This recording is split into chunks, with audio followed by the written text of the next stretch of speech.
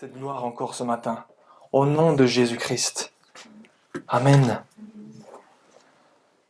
Le Seigneur désire que nous soyons un peuple qui est rempli de gratitude pour lui. Cette gratitude, c'est cette gratitude qui va provoquer la louange. Parce que la louange, c'est quoi? C'est merci Seigneur pour ce que tu as fait. Merci pour ce que tu as fait. Reçois la gloire à toi qui es au-dessus de tous et qui est plus grand que tous. Amen. Et c'est cette louange qui va ensuite provoquer l'adoration. Qui est Seigneur, tu es. Tu es toute chose. Tu es celui qui demeure au-dessus de tous. Et tu es absolument sans aucun égal. C'est pour cela que les anges le chantent. Vous croyez que les anges nous chantent? Ils ne nous chantent pas, nous. Ils le chantent, lui. Parce qu'il est le nom au-dessus de tout autre nom. Amen. Alors merci Père pour ta présence encore ce matin. Ce matin, nous allons encore prendre la parole de Dieu, comme tous les dimanches. Est-ce qu'on ne dit pas, faut faire attention aux habitudes. Ça dépend lesquelles. Il y a des bonnes habitudes, il y a des moins bonnes habitudes. Et ouvrir la parole de Dieu et avoir ce cœur et dire Seigneur, enseigne-moi. Parce que je suis ton enfant. Et ça, je le sais. Mais je désire apprendre à être un serviteur qui te plaît. Et si là est notre cœur, si notre cœur est dans « je désire être le serviteur qui te plaît », alors à ce moment-là, nous ouvrons la parole de Dieu et nous pouvons lui dire « Seigneur, apprends-moi ». Amen. Amen. Est-ce que vous êtes là pour apprendre de lui aujourd'hui? Oui. Alors il est important pour chacun d'entre nous de pouvoir disposer nos cœurs et d'avoir ce cœur de simplement dire « Seigneur, je dispose mon cœur à l'écoute de ta parole, je dispose mon cœur à, Seigneur, recevoir ce que tu as planifié pour moi encore aujourd'hui. » Parce que le Seigneur a une parole pour chacun d'entre nous aujourd'hui. Amen. Une parole qui nous concerne tous les uns et les autres, afin de pouvoir progresser dans la marche que nous avons avec lui et pour lui. Amen. Amen. Alors on va commencer, avant de pouvoir prendre et ouvrir la parole de Dieu, on va prier. Seigneur, te remercier en effet, parce que tu es le Dieu fidèle. Ça a été dit tout à l'heure, tu es celui qui ne change pas. Tu es le même hier, aujourd'hui et éternellement. Et ta parole est également sans aucune, tout comme toi, parce qu'elle vient de toi. Elle est sans aucune variation, Seigneur. Elle est celle sur laquelle nous pouvons nous placer, tel un rocher, afin de tenir bon. Elle est celle qui va éclairer notre passage, éclairer notre chemin, et qui va nous éclairer afin de savoir comment marcher. Alors Père, merci ce matin pour ta parole. Merci pour cette parole qui nous éclaire. Merci pour cette parole que tu déverses sur chacun d'entre nous. Et je sais, Seigneur, et je crois encore ce matin, je sais que tu opères et que tu touches les cœurs au travers de ta parole. Parce que la foi vient de ce qu'on entend et ce qu'on entend vient de la parole de Dieu. Et Seigneur, ce matin encore, nous désirons entendre ta parole, non pas la parole d'un homme, mais les instructions de l'Éternel. Père, merci. Merci pour les cœurs que tu touches. Merci pour les vies transformées. Merci pour la progression, Seigneur, dans la marche avec toi. Merci pour l'aide que tu m'accordes également afin de pouvoir partager efficacement cette parole avec mes frères et sœurs. Père, merci. Saint-Esprit, merci pour ta présence et la manière dont tu opères dans le cœur de chacun. Sois glorifié ce matin encore au nom précieux de Jésus-Christ. Amen. Amen. On va prendre un passage aujourd'hui dans la parole de Dieu. Jusque-là, je vous apprends rien. On va prendre un passage dans la parole de Dieu ce matin qui se trouve dans Psaume chapitre 23. C'est un passage que je suis certain beaucoup d'entre vous connaissez relativement bien, n'est-ce pas? Y en a-t-il qui ne l'ont jamais lu ici?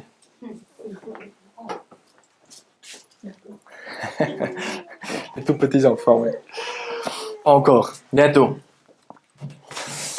Nous allons lire ce psaume ensemble et voir ce que le Seigneur a planifié pour nous ce matin, nous apprendre au travers de ses paroles. Voilà ce qui est écrit dans le psaume chapitre 23 à partir du verset 1. Psaume de David. L'Éternel est mon berger. Je ne manquerai de rien. Il me fait prendre du repos dans des pâturages bien verts. Il me dirige près d'une eau paisible. Il me redonne des forces, il me conduit dans les sentiers de la justice à cause de son nom. Même quand je marche dans la sombre vallée de la mort, je ne redoute aucun mal, car tu es avec moi. Ta conduite et ton appui, voilà ce qui me réconforte. Tu dresses une table devant moi, en face de mes adversaires. Tu verses de l'huile sur ma tête et tu fais déborder ma coupe. Oui, le bonheur et la grâce m'accompagneront tous les jours de ma vie et je reviendrai dans la maison de l'Éternel jusqu'à la fin de mes jours. Amen. Alors, comme je le disais, la plupart d'entre nous connaissons bien ce passage, connaissons bien ce chapitre plutôt. Et vous savez, il y a parfois des habitudes qui s'installent. Cette fois-ci, pas des bonnes habitudes. Parfois, lorsque nous lisons la parole de Dieu, nous pouvons dire « Ouais, je connais. Ouais, je connais. » Et pourtant, c'est la parole de Dieu que nous lisons. Vous croyez que nous pouvons dire à Dieu « Ouais, je connais. » Vous croyez que nous oserions dire à Dieu « Ouais, je connais. » Peut-être, dans certains cas. Il n'empêche que il est intéressant de pouvoir prendre des passages tels que celui-ci afin d'aller un petit peu plus loin dans notre compréhension de la parole de Dieu, afin de réellement apprendre ce que cette parole nous enseigne. Et nous voyons dans ce passage, ce psaume va nous enseigner une caractéristique principale, le caractère de notre Seigneur. Il va prendre une image. David, qui a été lui-même berger, va prendre l'image du berger afin de démontrer la manière dont Dieu opère. Le cœur du Père, qui est en fait, dans cette image, le cœur d'un berger. Amen. Et nous voyons dans cette image qu'il va utiliser toutes les caractéristiques, non pas d'un simple berger, mais du parfait berger. Il va démontrer à quoi ressemble ce parfait berger qui prend soin de ses moutons. Ben, ce que je le croyais aussi. Je me dis, quelqu'un va me dire, mais nous on est des brebis. Alors oui, les deux se valent, la brebis est la femelle du mouton. Le mouton, c'est le terme générique qui englobe cette espèce, mais voilà que, en effet, nous voyons qu'il va nous montrer les caractéristiques de ce berger. Et au travers de ces caractéristiques, il va dévoiler la personnalité du Seigneur, sa manière d'agir avec ses enfants, la manière d'agir avec ses brebis. D'accord ? Il va faire un parallèle entre le berger et celui qui prend soin, et ce qui est Dieu pour nous. Amen. Elle pleurait pas autant quand elle était avec moi.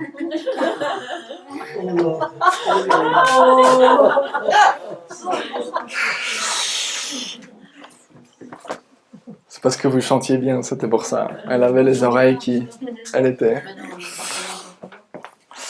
Il va prendre les caractéristiques de ce berger et il va nous expliquer la manière dont Dieu prend soin de nous. Et nous allons voir ce psaume que nous allons très souvent même utiliser à analyser afin de savoir comment est-ce que Dieu opère, comment est-ce que Dieu agit.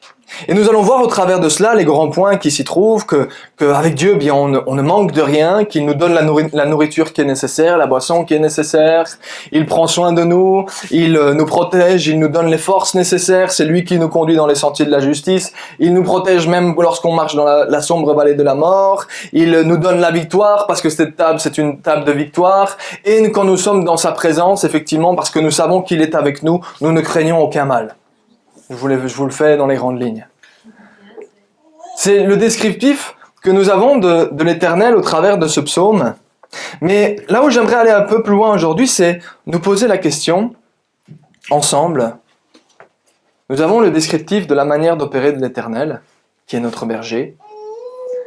Et ma question c'est, pourquoi le Seigneur agit-il ainsi ?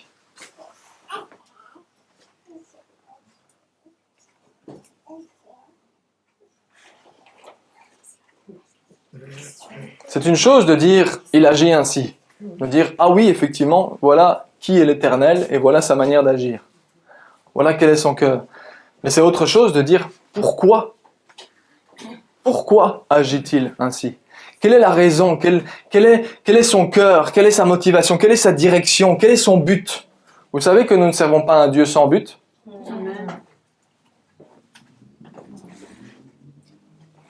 Alors ma question pour nous aujourd'hui, c'est pourquoi le Seigneur agit-il ainsi? Parce que nous sommes d'accord que c'est une belle description. Dieu est dépicté, est réellement montré comme étant un Dieu bon qui prend soin de ses enfants.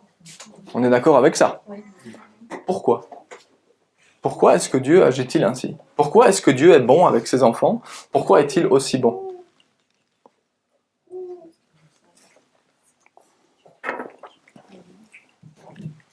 Je m'attendais à ce que quelqu'un me réponde. Ça dépend ce que tu attends. Virgule. Il y a tellement de choses. Virgule.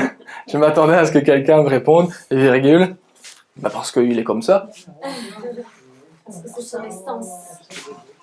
Parce qu'il est bon, donc je vois pas ce que tu entends par là. Ben oui, Dieu agit de manière bonne, dans la bonté, parce qu'il est bon.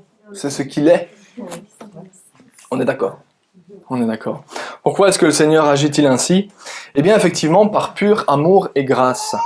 C'est un Dieu d'amour et c'est l'image que la parole de Dieu nous montre de qui est notre Seigneur. C'est un Dieu d'amour, un Dieu de grâce, un Dieu de compassion, un Dieu de miséricorde, un Dieu de justice également. Mais la parole de Dieu va mettre en avant cet amour qu'il a pour ses enfants tel un berger pour ses brebis. Il va prendre soin de ses brebis. Et effectivement, c'est par pur amour que le Seigneur va agir ainsi. En ayant, quand je dis un amour, c'est-à-dire qu'il a un amour tout à fait désintéressé pour chacun d'entre nous. C'est uniquement par amour pour chacun d'entre nous qu'il a donné son Fils. C'est par amour pour chacun d'entre nous, parce que, rappelez-vous la définition dans 1 Corinthiens chapitre 13 de l'amour. L'amour, c'est celui qui ne cherche pas son propre intérêt.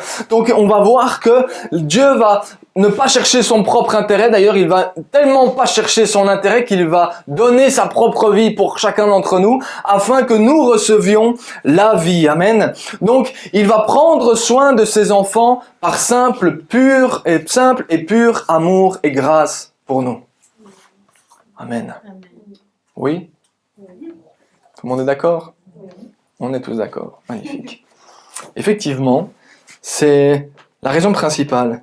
Mais j'aimerais que nous allions un peu plus loin et de voir que chacun de ces points qui sont notés, chacun de ces versets qui sont écrits, chacune de ces phrases qui sont écrites, nous montre aussi que le Seigneur va prendre soin de nous parce qu'il désire que nous soyons de bonnes brebis.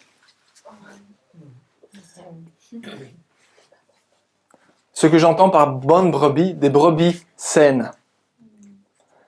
Des brebis qui fonctionnent bien. Des brebis qui remplissent leur rôle. Leur rôle de brebis. D'accord? Qui vont remplir la mission pour leur vie. Nous allons voir ce principe-là, il va, par pur amour pour chacun d'entre nous, il va réellement prendre soin de nous. Mais il va également prendre soin de nous parce qu'il sait que c'est la manière dont nous allons pleinement, correctement remplir le rôle de notre vie, remplir la mission de notre vie. En fait, nous voyons que il va investir de cette manière dans nos vies parce que le Seigneur a investi entre guillemets, d'accord, dans nos vies, afin que réellement nous soyons sauvés, ça nous le savons, amen. Amen. Vous le savez, que Christ est mort sur la croix pour chacun d'entre nous afin que nous soyons sauvés, d'accord, c'est le premier pas. Mais ça ne s'arrête pas là. Dans cet aspect d'être sauvé, il y a cet aspect de, ok, maintenant que tu es sauvé, quoi, je t'enlève et je te reprends directement avec moi?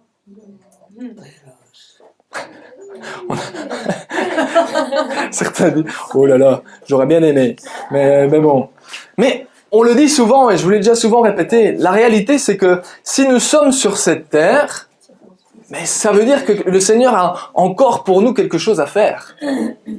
Chaque jour qui passe, ça a été dit tout à l'heure, chaque jour qui passe est une opportunité pour nous de servir Dieu. Amen.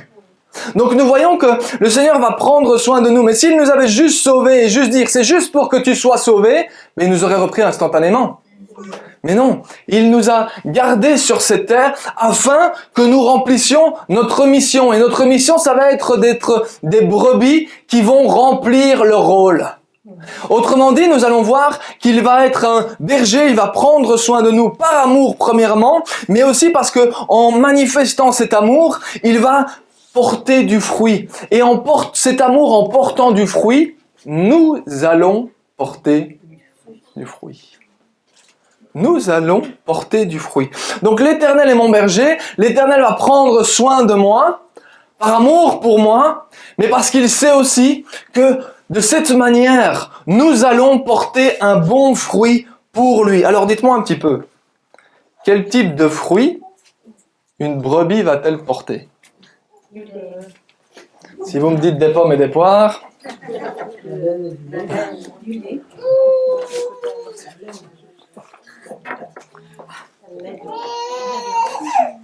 Vous voyez, la brebis est loin d'être... L'image n'est pas utilisée pour n'importe quelle raison. David va utiliser cette image sous l'inspiration de l'esprit, évidemment, mais parce que chacun des termes, chacune des caractéristiques va répondre à réellement une image qui est une réalité terrestre aussi. Vous voyez, c'est comme le principe des paraboles de Jésus. Il va utiliser des réalités que tout le monde connaît, afin d'expliquer une réalité spirituelle. Eh bien, c'est le même cadre ici. Il y a une image tout à fait terrestre d'un berger, et David savait de quoi il parlait. Il savait de quoi il parlait, il était berger lui-même, et il savait exactement toutes les choses qui incombaient au berger, toutes les tâches qui incombaient au berger, ce qu'était un bon berger et un moins bon berger, et il savait également quel était son rôle, lui, en tant que berger pour ses brebis, et ce qu'il attendait des brebis. Alors quoi, David s'amusait à garder les brebis juste pour le principe, bon, il y a des brebis, elles sont belles, elles décorent bien les champs. Elles font office d'une belle décoration dans les beaux paysages israéliens. Elles font vraiment tous ces petits points blancs là, magnifiques. C'est ça ? C'est ça le seul but des brebis? Ben non, bien sûr que non. Ça va être de porter du fruit. Pourquoi est-ce qu'ils avaient des brebis? Effectivement, parce que, on l'a dit, quel type de fruit une brebis va-t-elle porter? Certains l'ont dit. De la laine, du lait, et ultimement, de la viande. Donc au travers de ça, au travers du lait, évidemment, avec le lait, on peut penser à toutes sortes de tous les produits laitiers qui découlent de là, d'accord? Je vois que vous avez déjà faim parce que vous êtes déjà tous en train de dire ah bon yaourt, hein. Ah un fromage de chèvre, mais non ça me ferait. Pourquoi je dis un fromage de chèvre? Il n'y a personne qui relève. La chèvre et la brebis, c'est pas le même animal, hein. On voit que tout le monde a faim déjà. Mais non, effectivement, le fruit qui va être porté, effectivement, nous voyons la laine, le lait. Ce sont deux produits qui vont être directement à bénéfice pour le berger. Amen. Ça va être à son bénéfice. Il va pouvoir boire avec le lait, il va également pouvoir se nourrir. Et on l'a dit, pas que le lait et la laine, mais ultimement la viande. Ce qui veut dire que le fruit que la brebis va porter va être au bénéfice du berger et ultimement, sa propre vie va être au bénéfice du berger. Est-ce que vous voyez où je veux en venir? Oui. Mais j'aimerais vous dire, pas que. Parce que là, on a vu vraiment l'aspect instantané de ce que la brebis va amener au berger. Mais dites-moi un petit peu. Si le berger... on va faire des mathématiques maintenant parce que Roman n'aime pas les mathématiques. On va prendre des brebis et on va avoir un troupeau de brebis. Génial. Elles vont nous donner du lait, de la laine, on va être content pendant un certain temps. Mais il y en a une qu'on va prendre, qu'on va tuer parce qu'on a bien besoin de viande, on va manger, et puis une deuxième, et puis une troisième. Imaginons qu'on en a 50. On en tue une par semaine. Combien de semaines faut-il pour tous les avoir tués? 50. Au bout de 50 semaines, avec quoi est-ce qu'on se retrouve? 2 os. 0 brebis. Et là, il y a un problème. Parce que ça veut dire que le berger n'a pas non plus fait son travail. Et le berger que nous sommes en train d'étudier dans la parole de Dieu, lui, c'est un berger parfait. Un berger parfait qui est toujours à rechercher du fruit au travers de ses brebis, mais un fruit qui va durer. Pas un fruit qui aura une fin.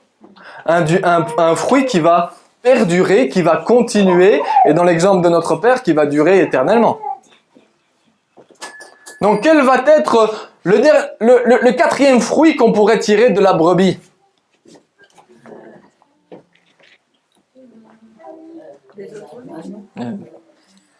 Si on met une brebis et un mouton dans un même enclos, ça donne quoi?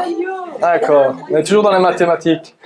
Eh bien, effectivement, le produit et le fruit de la brebis, lorsqu'elle va être mise dans un troupeau avec des mâles et des femelles, c'est qu'elle va se multiplier. Donc, ça va être une manière de porter du fruit. Et c'est ce que nous voyons. Normalement, c'est une brebis va se multiplier. Amen. On est d'accord avec ça? Donc, la brebis va porter différents fruits. La laine, le lait, ultimement, la viande, mais également, elle va se multiplier. Amen. Et nous voyons ces éléments. Nous voyons ces éléments si nous prenons cette image qui nous est donnée. Parce que vous voyez, c'est ça qui est intéressant. On a tellement l'habitude de lire ce passage qu'on le lit en disant « Oui, c'est un descriptif de qui est Dieu ». Mais c'est aussi un descriptif de la manière dont une brebis est supposée agir. Et ça, on passe souvent à côté. Parce qu'on pense, ah oui, Dieu fait sa mission. Oui, mais lui, il prend soin des brebis, et les brebis ont une mission également. Amen. Donc nous voyons que la brebis va être, quel type de fruit va-t-elle donner? Elle va donner de la laine, du lait, de la viande ultimement, à la fin de sa vie. Quand sa vie ça va s'arrêter. Et bien de la même manière, nous sommes amenés, nous, à donner de la laine, du lait,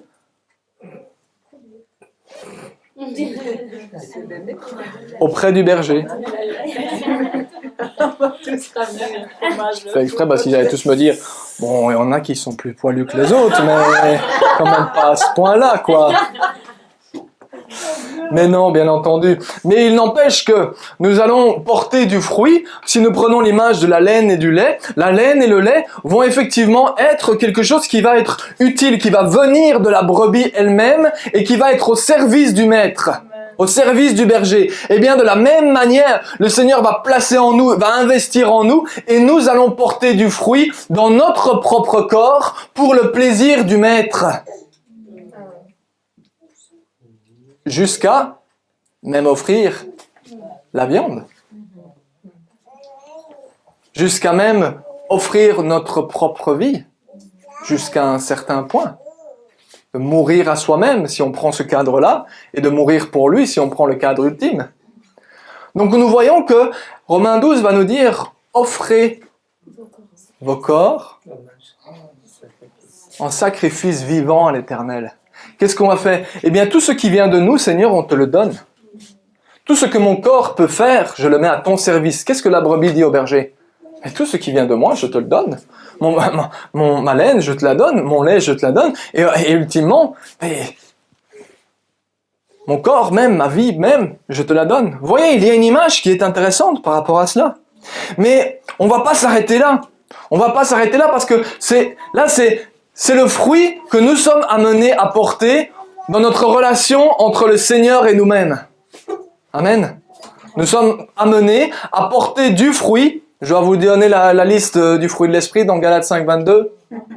Nous sommes amenés à porter ce fruit et tous les fruits qui vont plaire à l'Éternel dans notre manière d'agir, dans notre relation personnelle avec lui. Nous pourrions prendre cette image de la laine, du lait et ultimement de la viande. Nous sommes amenés à donner notre propre vie, notre propre service, ce que nous sommes à l'Éternel afin de lui plaire à lui parce que nous savons que nous sommes là pour le servir de la même manière que la brebis est là pour le servir. Ça, c'est cette relation entre lui et nous, ou nous et lui plutôt. Mais le fait de porter du fruit ne va pas s'arrêter là. Parce qu'on l'a dit tout à l'heure, on met une brebis ou on met un mouton dans le même enclos, au bout d'un moment, ça se multiplie. ça se multiplie. Mais oui, c'est le but. Vous croyez que Dieu aime les choses qui sont stériles? Non. Vous croyez que Dieu aime, quand je parle de stérile, c'est cet aspect de, lorsqu'il a créé quelque chose, vous croyez qu'il a dit, bon, ça va aller à rien du tout, mais c'est pas grave. Ça fonctionne pas, mais... Mais non. Tout dans l'univers complet est fonctionnel, porte du fruit. Tout dans l'univers complet, j'entendais bien, avant que le péché ne vienne corrompre la création, dans la création même, le Seigneur a tout mis en place afin que tout est un fonctionnement, que tout est un but. Et si je veux résumer le but de tout, si on doit être le plus simple possible, ne serait-ce que le glorifier lui. Amen. Donc nous voyons que toute la création dans son entièreté, Dieu va la mettre en place à sa gloire. Le fruit que ça va porter, c'est que devant tout l'univers, tout l'univers va glorifier Dieu. Est-ce que c'est pas ce que nous avons chanté tout à l'heure par rapport aux étoiles? Lorsque nous voyons les étoiles, nous glorifions notre Seigneur, nous disons, wow, le petit point là que je vois, comme un petit point, il est probablement plus d'1 million de fois plus grand que moi. Et Seigneur, ça c'est à ta gloire, parce que ça je peux pas le comprendre. Et en plus, je ne vais pas me rentrer dans des explications scientifiques, mais vous vous rendez compte, tout l'univers a ce but ultime de glorifier Dieu. Alors chacun des éléments de l'univers dont nous faisons partie, va avoir sa propre fonction bien spécifique. Mais ce qui veut dire qu'on en revient à nos moutons. Là je pouvais l'utiliser. On en revient à nos moutons. Seule fois dans l'année, je pouvais l'utiliser. On va, réellement, le fruit que les brebis vont porter, elles vont, oui, donner d'elles-mêmes pour le berger, mais elles vont aussi se multiplier, parce que le berger ne désire pas qu'il y ait juste ces 50 moutons qui sont présents dans ce troupeau, il désire que ce troupeau se multiplie et grandisse. Amen. C'est pareil pour nous. Ou alors, quand on est 3, on préfère rester 3. Ça dépend si c'est 3 de bonne qualité ou c'est... Non. Mais bien sûr, nous désirons de la même manière que la mission principale que le Seigneur nous a donnée, c'est quoi? Allez, parmi toutes les nations et faites des disciples. Autrement dit, la même mission que Dieu avait donnée à Adam et Ève, d'aller se multiplier. Allez multiplier, allez partager ce que je vous ai donné, afin de vous multiplier de manière efficace, en me plaçant moi, en m'enseignant moi. Et assurez-vous que je sois le centre de tout cet enseignement, afin de faire des personnes qui vont me suivre, pourrait dire Jésus. Amen. Nous voyons que cette multiplication, oui, elle est dans le cadre des brebis, elles vont se multiplier. Mais normalement, une brebis, elle va se multiplier naturellement. Normalement, vous mettez, c'est ça que je vous dis, une brebis et un mouton dans un enclos, mais ils vont se multiplier naturellement. Mais dans ce passage que nous lisons tous ensemble, nous voyons qu'il y a quand même des circonstances particulières. C'est là où on va faire la différence entre une brebis simple et une brebis dont l'Éternel prend soin. Et non seulement une brebis dont l'Éternel prend soin, mais une brebis qui va marcher dans la direction où l'Éternel prend soin d'elle. Est-ce que je me fais comprendre? Dans ce passage que nous lisons dans Psaume chapitre 23, nous allons voir qu'il y a un élément particulier qui se répète tout au travers du chapitre, qui va amener la brebis, non pas juste simplement à se multiplier, mais elle va amener la brebis à se multiplier correctement comme le berger le désire. Et nous voyons que c'est une chose que le Seigneur va systématiquement véhiculer, et ce mot, c'est un mot. C'est la paix. La paix. P-A-I-X. D'accord? Nous voyons cet élément qui va se répéter. Je ne manquerai de rien. Je me dirige vers une eau paisible. Avec la justice, je suis dans la paix. Dans la sombre vallée de la mort, je ne redoute aucun mal. Je suis dans la paix parce que tu es avec moi. Tu me réconfortes dans ta conduite et ton appui. Et pour tout le reste, je suis avec toi, je suis dans ta présence, donc je suis dans la paix. Eh bien, vous savez que j'ai fait des petites recherches pour vous. Parce que, vous le savez, au fond du jardin, on avait un poulailler. Enfin, on a toujours un poulailler, mais on n'a plus de poules. C'est pareil. Parce qu'on a engagé un chasseur, là. Un chasseur auquel on ne s'attendait pas à ce qu'il prenne les poules aussi vite. Mais alors, la problématique, c'est pas en soi, lui, il a rempli son rôle aussi, d'accord? Mais la problématique là-dedans, c'est que on vous dira souvent, et c'est ça qui m'a fait faire le lien d'ailleurs, on vous dira souvent, faites attention quand vous avez un poulailler à vous assurer que les poules se sentent à l'aise. Elles ne doivent pas être stressées. Vous m'entendez, le mot stressé ou paniqué ou dans l'angoisse ou dans l'anxiété, peu importe le mot que vous voulez utiliser. Merci. Elles ne doivent pas être dans la peur. Pourquoi? Parce que quand vous avez des poules, normalement, si vous êtes comme votre Seigneur et que vous aimez que ce que vous possédez porte du fruit, mais si vous avez des poules, c'est pas juste pour décorer. C'est le même principe que les brebis. Si vous avez des poules, ben, c'est pour avoir des... Ouais. Et ultimement aussi, de la viande. D'accord. Bon, avec tous les animaux, on peut faire pareil, hein, vous inquiétez pas. Mais on va voir que on va avoir des œufs. Et quelle va être la problématique avec le fait d'avoir un chasseur qui tourne autour des poules? C'est que les poules commencent à avoir peur. Et quand elles ont peur, eh ben, elles pondent moins. Et parfois, elles s'arrêtent même de pondre. Tellement elles paniquent. Vous vous rendez compte? Donc la peur va être l'instrument qui va provoquer l'animal à ne plus porter de fruits.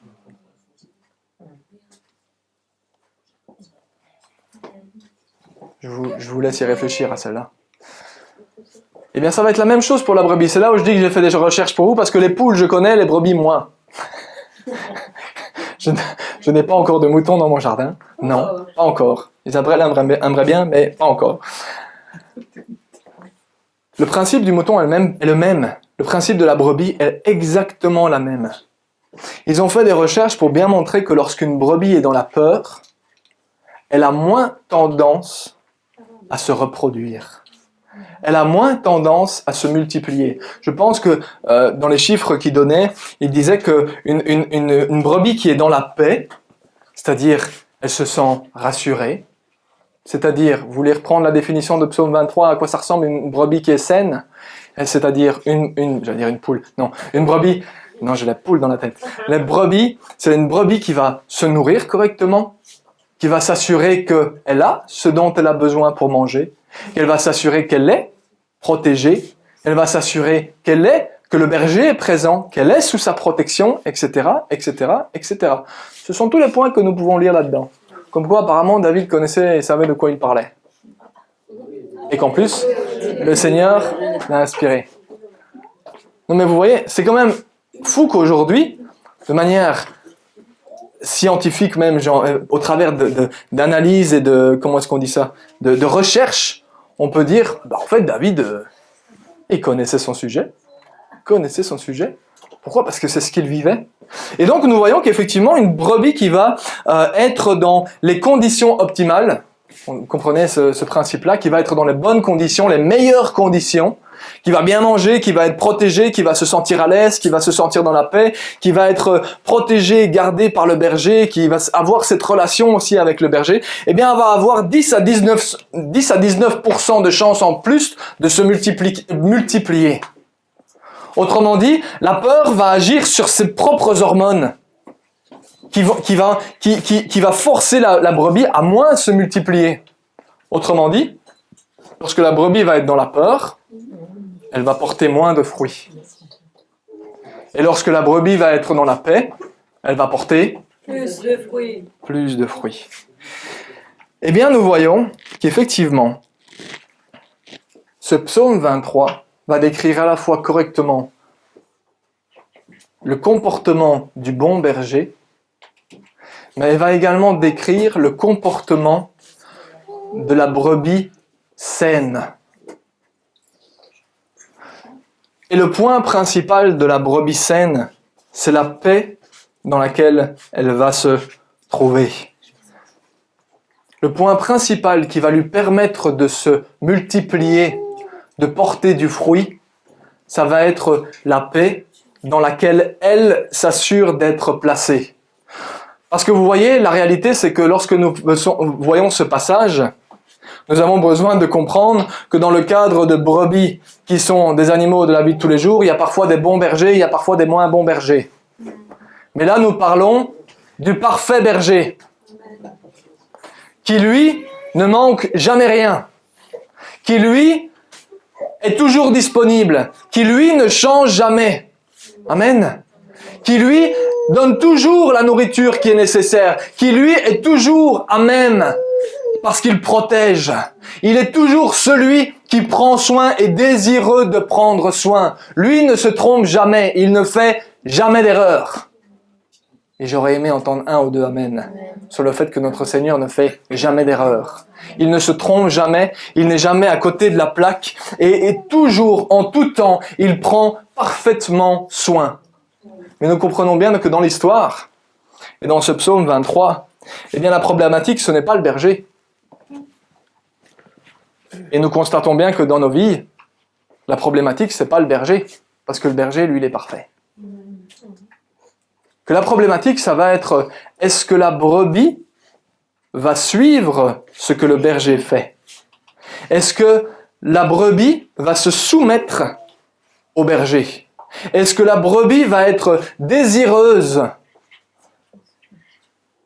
de se placer sous la protection du berger? Est-ce que la brebis va être désireuse de manger la nourriture que le berger lui donne, ou est-ce qu'elle va aller voir ailleurs?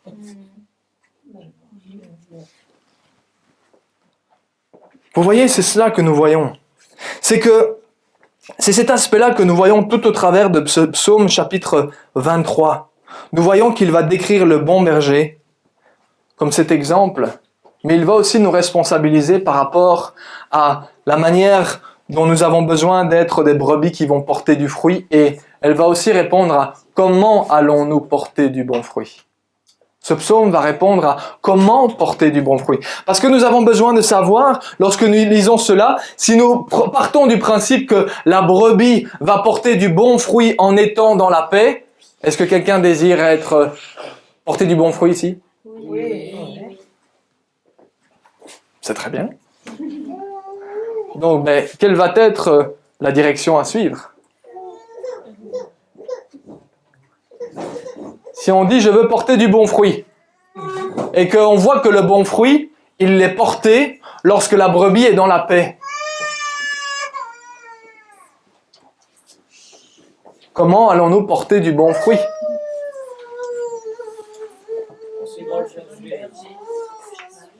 De pas quitter le berger.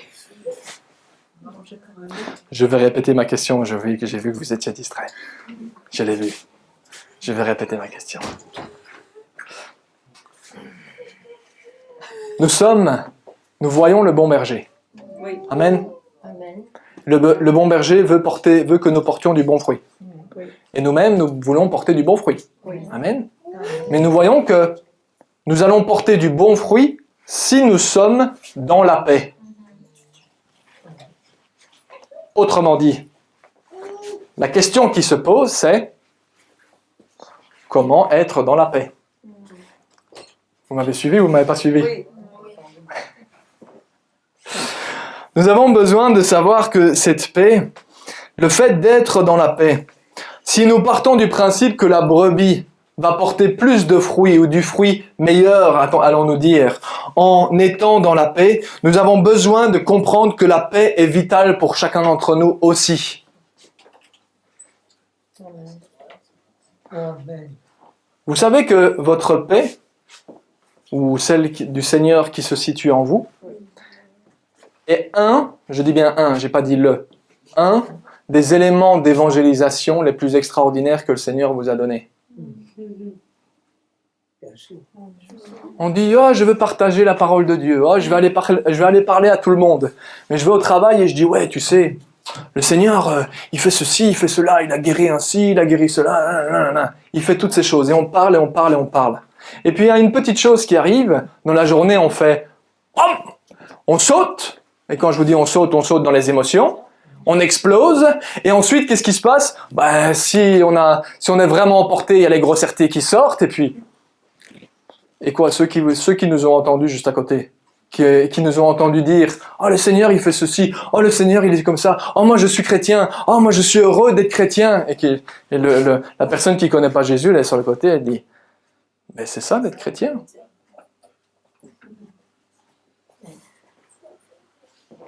Vous voyez cette situation où nous allons évangéliser, même dans notre famille, chez nos connaissances, au travail, ou peu importe dans les situations. Et à chaque fois que nous arrivons, je vais prendre l'exemple du travail, nous arrivons au travail, nous arrivons de mauvais poil. Vous savez ce que ça veut dire, de mauvais poil? J'ai mal dormi, de toute façon. Et les personnes qui ne connaissent pas Jésus, à côté, elles sont là. Eh ben, c'est agréable d'être chrétien.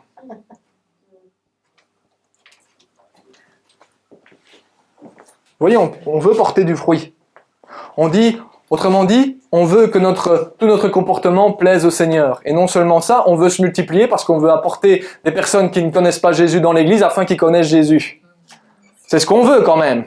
C'est la mission que le Seigneur nous a donnée. Et pourtant, chaque circonstance et chaque petite chose va nous faire sortir de la paix. Oui, je pourrais le formuler comme ça. Va nous empêcher, ou on va se laisser empêcher de manifester la paix que Dieu a placée en nous. Parce que la paix, nous l'avons. Amen. La paix, elle est en nous. Ce que nous avons besoin d'apprendre, c'est comment manifester cette paix. Ça, on a besoin de l'apprendre. Parce que la réalité de dire « j'ai perdu la paix », foutaise. C'est pas vrai. C'est pas vrai. T'as pas perdu la paix. T'as juste, pendant un certain temps, t'as pas réussi à la manifester correctement. Pourquoi? Parce que Dieu est en nous. La Bible dit que nous sommes le temple du Saint-Esprit. Si nous sommes le temple du Saint-Esprit et que l'Esprit de Dieu agit en nous, et qu'il vit en nous, eh bien, tout le fruit de l'Esprit est en nous. L'amour, la joie, la paix, la bienveillance, la bonté, la douceur, la patience, la maîtrise de soi. Est-ce que j'en ai oublié? La foi, fidélité, je l'ai dit. Je crois pas que j'en ai oublié, ça va. Vous voyez, la paix, elle est en nous. Et c'est à nous d'apprendre à comment la manifester. Mais cette paix, on dit vouloir se multiplier, on dit vouloir attirer des personnes à Christ, mais la moindre circonstance nous chamboule complètement. La moindre situation nous empêche, ou nous laissons empêcher de manifester cette paix. Et alors, tout ce que les personnes voient, c'est que les chrétiens, c'est un jour ça va, un jour ça va pas, un jour ça va, un jour ça va pas. Et on désire se multiplier. Mais non, l'enfant de Dieu va se multiplier en démontrant une stabilité dans la paix. Est-ce que Dieu est-ce que Dieu est parfois pas dans la paix? Non, il est variable. Oh! Non, ça c'est pas Dieu, ça. Il n'est jamais surpris par quoi que ce soit, parce qu'il connaît tout. Avant même que nous existions, il connaissait toutes choses. Et donc, il n'est jamais surpris. S'il n'est jamais surpris, il n'est jamais impressionné par quoi que ce soit. Il n'a jamais peur de quoi que ce soit. Mais ça semble évident ce que je dis, mais un prédicateur un jour disait, mon enseignant plutôt disait, si les personnes sortent du lieu de culte en ayant tous dit, c'était évident ce qu'il a raconté, il dit j'ai réussi ma mission. Pourquoi? Parce que c'est la parole de Dieu. Et on a besoin que ce soit simple, mais la réalité c'est que, oui, on doit être dans la paix. Est-ce que c'est aussi simple que ça? Oui, c'est aussi simple que ça. Est-ce que c'est parfois, je souligne la subtilité, est-ce que c'est parfois difficile de la manifester? Oui. Est-ce que c'est simple de la manifester? Oui. Ben oui. C'est pas compliqué. Le combat peut être difficile. On est d'accord. Mais la réalité du terrain, c'est que c'est pas compliqué, c'est simple. Les outils, les clés sont simples. Mais le combat et la persévérance peut être parfois difficile. Donc vous voyez, on cherche parfois midi à 14h et je sais que je cible cela. Et c'est pour ça que j'ai dit, La paix est un des instruments d'évangélisation. D'accord? C'est ça que j'ai pas dit. C'est le seul et unique instrument. Mais ça fait partie du package. Ça fait partie de ce que Dieu nous a donné. La paix, elle est en nous. Et la paix va être un témoignage devant les personnes qui nous entourent de dire, mais c'est dingue, cette personne-là, elle vit telle difficulté, elle vit telle situation, et on voit qu'elle a telle ou telle chose, peut-être qu'elle connaisse, les personnes autour de vous connaissent ou pas les situations que vous vivez, et pourtant elle dit, c'est quand même dingue. Elle est toujours dans la paix. Vous voulez un autre instrument d'évangélisation plus puissant que plus puissant que celui-là? Les personnes qui viennent à Christ, vous savez ce que Christ dit, venez à moi et je vous donnerai du repos. Le monde, il a besoin d'une paix, de la paix de Dieu. Et quand on démontre et manifeste cette paix qui vient de Dieu et qui est manifestée par l'Esprit Saint, c'est un témoignage devant les hommes. Lorsque nous lisons, je suis sûr, chacun d'entre nous l'avons déjà lu. On voit, parce que là c'est un exemple qu'on pourrait utiliser et qu'on pourrait décrire comme extrême. On voit Paul qui se trouve en prison et qui chante et qui loue le Seigneur. Il est dans la paix. Alors je sais que je vais chercher l'exemple, mais la réalité c'est que c'est ça l'objectif. Il est dans une situation que tous ici, on décrirait comme horrible. Tout le monde l'abandonne, il est pris, il est mis dans une prison et il n'y a personne qui est avec lui et il chante et il loue l'Éternel. Et nous ne croyons pas que ça, c'est un outil tout à fait extraordinaire d'évangélisation devant les personnes qui nous entourent. Mais si, ne limitons pas Dieu. Ceux qui sont autour de nous voient. Et nous sommes appelés à être simplement des témoins dans ce que nous disons, oui, mais surtout dans ce que nous faisons. C'est pas ni l'un ni l'autre, ou l'un ou l'autre, non, c'est les deux. On va parler, oui, mais ce que nous disons doit être attesté par ce que nous faisons. Ce que les apôtres annonçaient, c'était attesté par les signes et les miracles qui suivaient et leur manière d'agir également. C'est ce qui est noté dans les actes des apôtres. Hein. C'est pas moi qui vous invente quoi que ce soit. Amen. Donc nous avons besoin de comprendre cet aspect que la paix, ça va être ce qui va nous permettre également de nous multiplier, de porter du fruit. Être dans la paix, c'est ce qui va nous permettre, en tant que brebis de l'Éternel, de porter du bon fruit. Amen. Alors maintenant, la question se pose. Maintenant qu'on sait que c'est ce que le Seigneur désire, que le Seigneur agit ainsi parce qu'il désire qu'on porte du fruit, je vous refais tous les points. Hein. Le Seigneur agit ainsi parce qu'il nous aime, le Seigneur agit ainsi parce qu'il désire qu'on porte du fruit. On va porter du fruit en lui plaisant à lui dans notre comportement personnel, mais également on va porter du fruit en se multipliant et en apportant la parole de Dieu dans le monde. Et que c'est un des instruments principaux, c'est la paix, c'est un des instruments d'évangélisation, eh bien on va se poser la question. Comment être dans la paix? Comment la brebis va-t-elle être dans la paix? Eh bien lisez le psaume 23 et vous aurez la réponse. Merci. Allez, à la semaine prochaine, merci beaucoup d'être venus.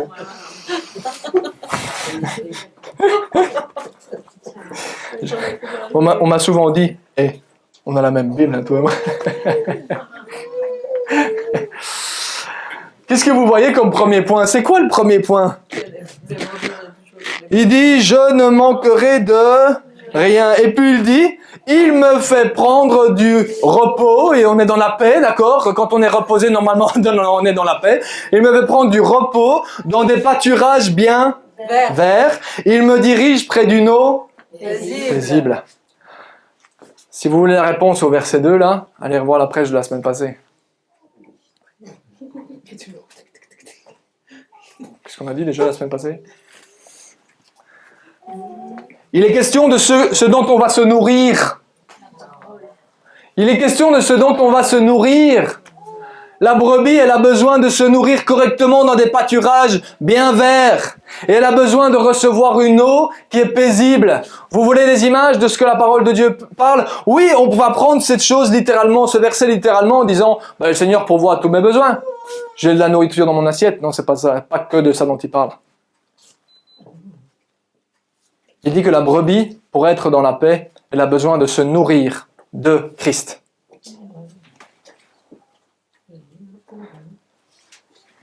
Il dit que la brebis, pour étancher sa soif, elle a besoin de boire à l'eau du Saint-Esprit.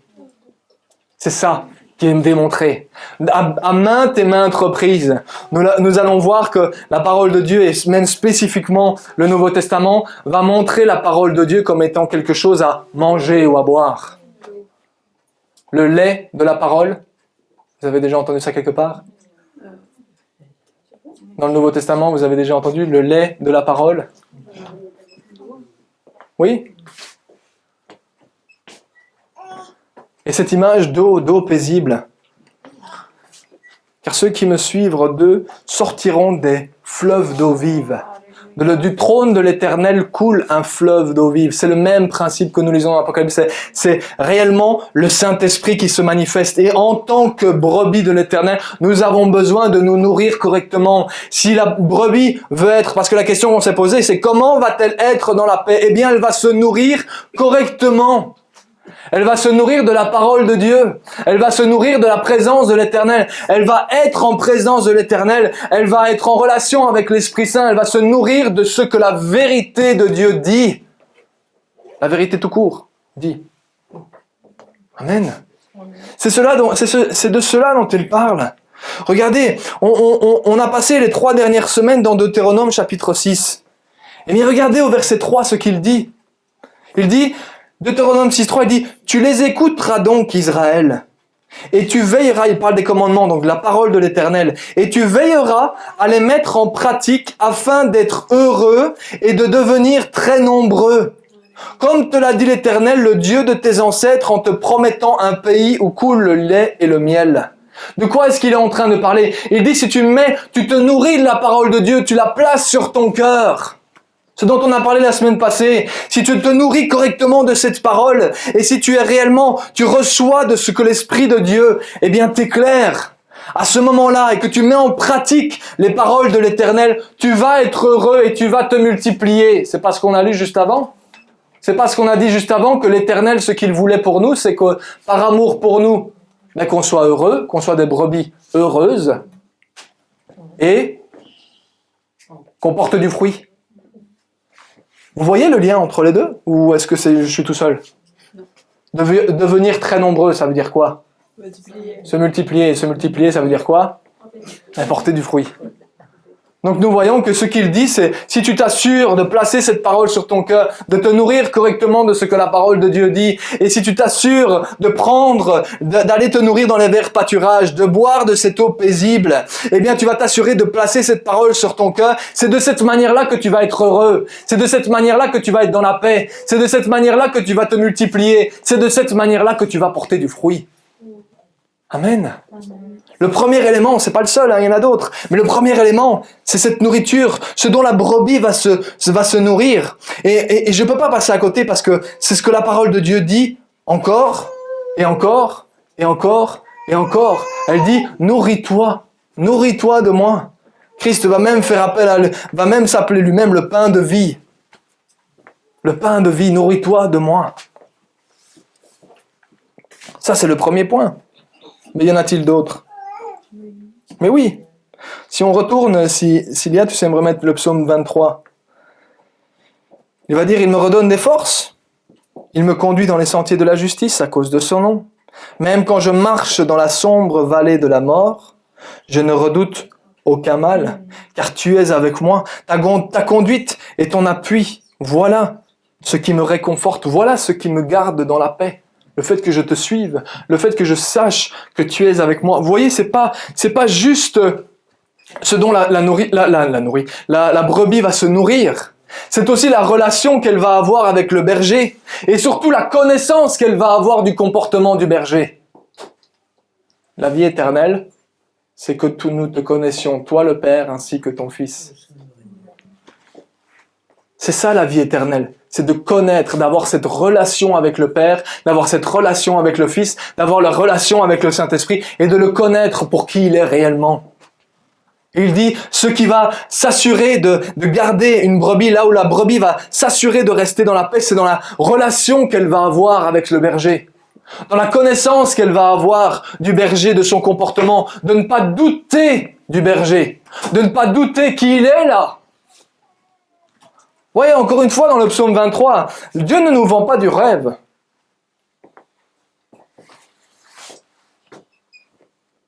Il dit de rêver grand.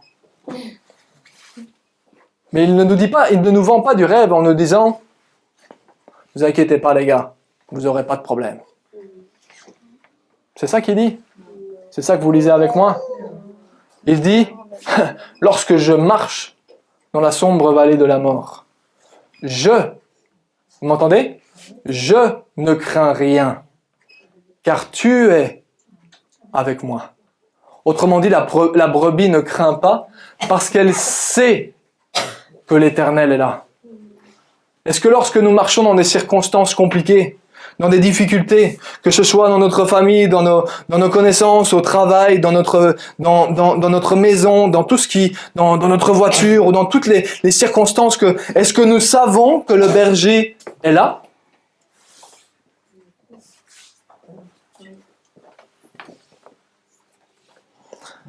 La brebis va être dans la paix si elle sait le fait qu'elle est à ses côtés. Elle est aux côtés du berger. Qu'elle va se laisser corriger par le berger. Quelqu'un aime se faire corriger?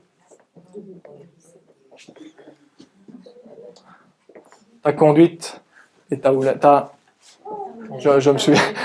Je confonds les deux. L'ancienne et la nouvelle version. Ton bâton et ta houlette. Ou alors là, c'est ta conduite et ton appui.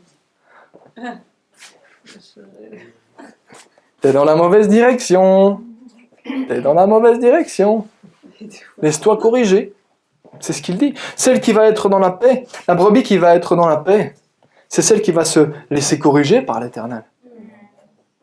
Celle qui va se soumettre de dire « Oui, mais moi je pensais que c'était ça. Oui, mais c'est pas ce que la parole de Dieu dit.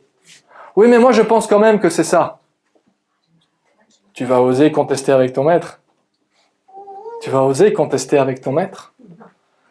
Si le maître dit cela, eh bien, oui, je ne comprends pas, mais je sais que c'est toi qui as raison.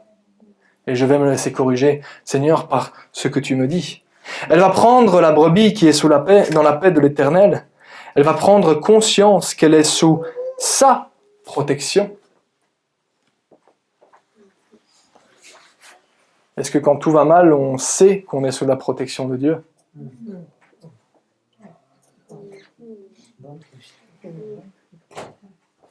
Vous voyez, quand toutes les circonstances, qu'on passe une semaine, on se dit, mais il n'y a rien qui va cette semaine. C'est pas possible. Et encore, là, on est gentil. Mais quand il y a vraiment des catastrophes, quand on voit ce qui peut se passer en France, où on voit des catastrophes où d'un coup les gens perdent tout, ce jour-là, on pourrait dire, Seigneur, on est sous ta protection.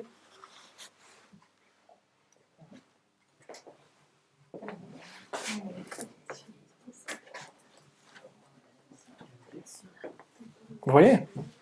C'est là où je dis, ce psaume 23, quand on le creuse un petit peu, on se rend compte que, oui, il démontre la bonté, l'amour, la grâce de l'Éternel qui prend soin de ses brebis. Mais la question est, la brebis va-t-elle marcher dans la paix que le berger a pour elle? Va-t-elle choisir de marcher dans la paix ou va-t-elle se laisser avoir par les circonstances? Parce que c'est ça, la réalité, si on prend des images plus simples, ça a déjà été raconté, hein. On prend l'image de Jésus dans le bateau. C'est le même principe. Que lui était parfaitement dans la paix, la circonstance est tout à fait horrible. Horrible, vous m'entendez, oui, horrible. Et eux, ils paniquent. Et lui, il dort. Non mais c'est complètement dingue. Et il nous démontre par là, parce que je vous rappelle que Jésus a marché sur cette terre comme nous marchons, dans la même condition que dans laquelle nous sommes. Nous pourrons dire, ouais, c'était Jésus. Oui, c'était Jésus. Il avait l'esprit de l'Éternel comme toi. Comme chacun d'entre nous. Et pourtant, circonstance est tout à fait horrible. Ils croient tous qu'ils vont mourir. Il lui dit, ne vous inquiétez pas. Mais vous voyez, c'est une parole qui revient régulièrement dans la parole de Dieu. Ce sont des mots. Ne vous inquiétez de rien. Ça résonne même dans le sermon sur la montagne. Ce que Jésus va dire, mais ne vous inquiétez pas de ce que vous allez manger ou de ce que vous allez vous habiller. Ce sont les païens qui s'occupent de ça. Les gens du monde qui s'occupent de ça. Ça rejoint ce principe-là. David dit, la brebis qui a son assurance dans l'Éternel, qui croit, qui non seulement elle croit, mais elle a cette assurance de dire, peu importe ce qui arrive, je sais que tu es avec moi, Seigneur, je ne vais pas me soucier de ces choses-là, parce que non seulement je crois, mais je sais que tu prends soin de moi. Celle-là, cette brebis-là, va être dans la paix. Et va démontrer de la paix, va manifester de la paix. Et cette paix va être un instrument dans tout ce qui l'entoure. Dans sa vie à elle, mais également dans la vie de tous ceux qui l'entourent. Amen. Alors oui, en effet, comment va-t-elle être dans la paix, cette brebis? Parce qu'on a placé tous ces points-là, mais j'en placerai un dernier en donnant un dernier verset.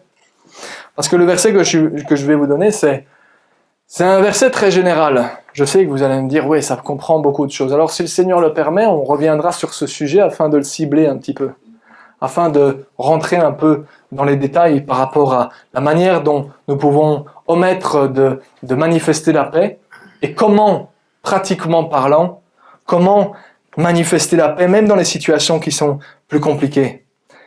Mais voilà la manière dont la parole de Dieu nous dit d'être dans la paix.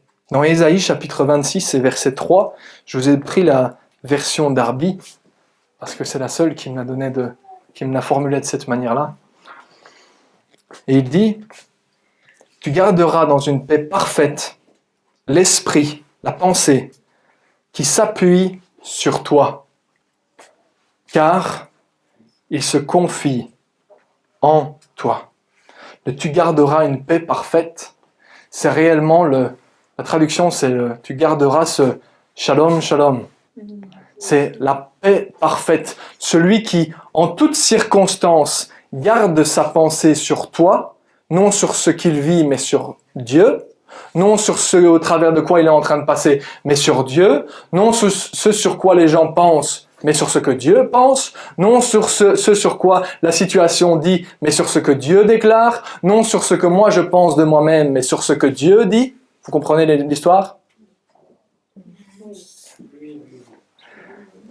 Tu garderas dans une paix parfaite l'esprit qui s'appuie sur toi, sur Dieu, car il se confie en toi.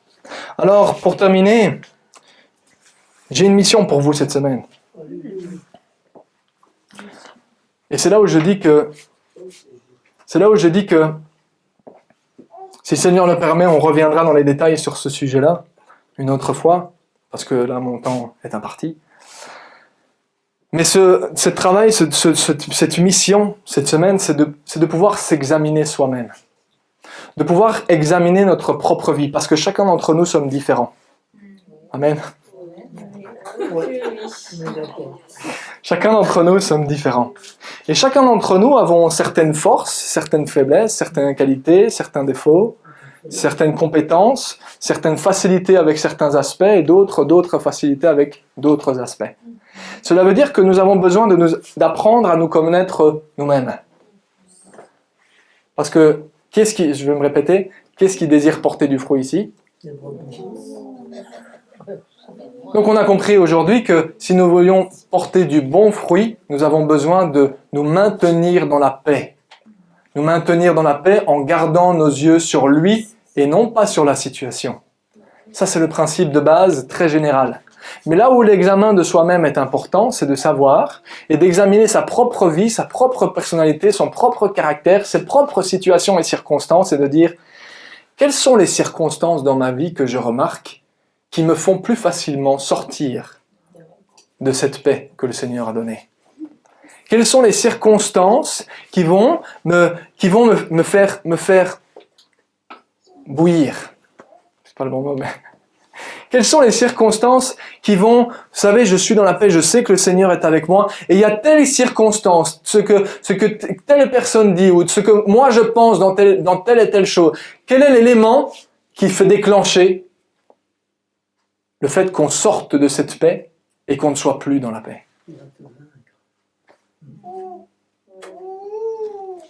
Quel est cet élément-là? C'est cela que nous avons besoin d'examiner. Une fois qu'on s'examine soi-même, à ce moment-là, alors, on va dire, j'ai remarqué qu'à chaque fois qu'il y a telle ou telle chose qui arrive, mais j'ai une difficulté. J'ai un moment où je suis dans la peur, je suis dans l'angoisse ou quoi que ce soit, peu importe ce que ça peut être, je perds pied. Quelle est cette situation? Et si nous nous examinons tous nous-mêmes et que nous voyons cette répétition qui s'opère et que nous arrivons à nous examiner nous-mêmes, parce que la parole de Dieu nous dit « examinez-vous vous-même » et que nous nous examinons nous-mêmes, non pas pour dire qu'on est les pires du monde, mais juste pour dire quel est l'élément déclencheur.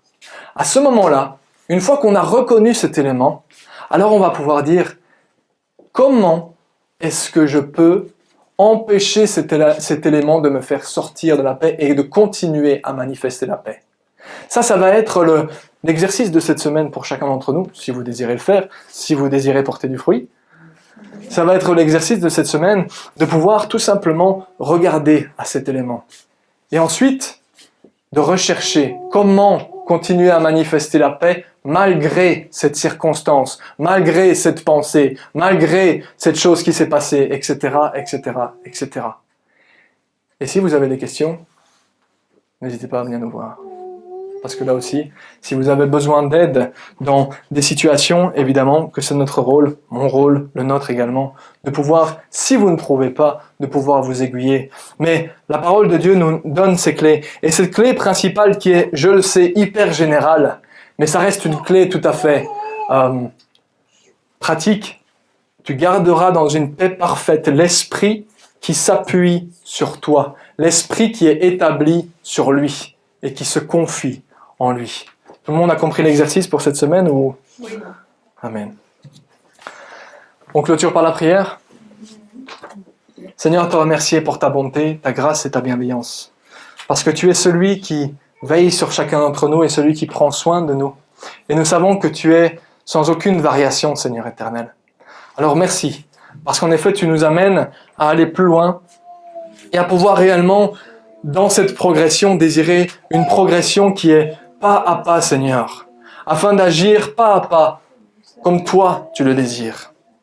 Alors je te remercie, Seigneur, pour la manière dont tu as pu agir au travers de ta parole annoncée, et également tout au travers de la semaine de mes frères et sœurs, pour l'accompagnement que tu donnes, le réconfort, la paix, la joie, la bienveillance, Seigneur, parce que tu es celui qui est la source de vie, et nous te remercions pour cela.